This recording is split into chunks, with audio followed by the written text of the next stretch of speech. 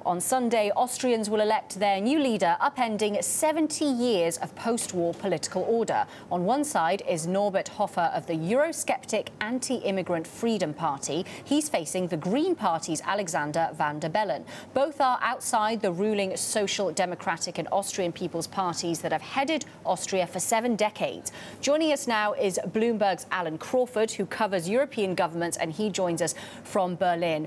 Alan, just outline for us the significance of this vote.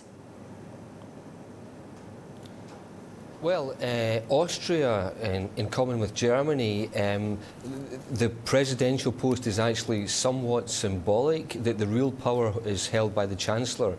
But nevertheless, this is a very unusual election because, as you mentioned in the introduction there, the two main establishment parties who've governed the country since the war, they were both knocked out of this election at the initial round, and so voters are faced with a very stark choice of extremes, essentially, of a former Green Party leader who's running as an independent, who's very pro-EU, has been supportive of the policy of accepting refugees, and on the other hand, a far-right party that's anti-EU, is Eurosceptic, and wants to completely overhaul refugee policy. So it's a stark choice.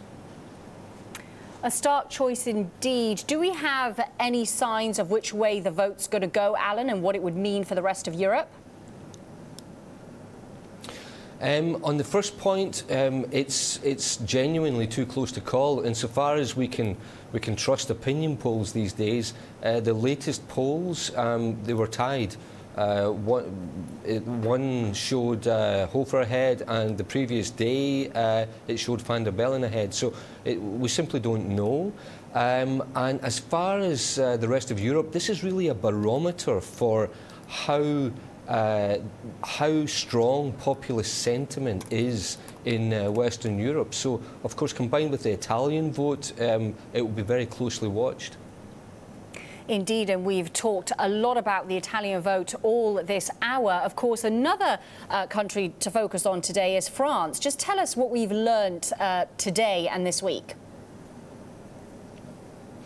The field is becoming clearer now for the elections which come next April and May. We learned this week that the Republican candidate will be François Fillon, who's from the Conservative Republican Party. He calls himself a Thatcherite in the model of Margaret Thatcher, so a reformist conservative. And on the other hand, last night, François Hollande, the sitting president, he announced that, surprisingly, that he will not run next year, and that's the first time that has happened.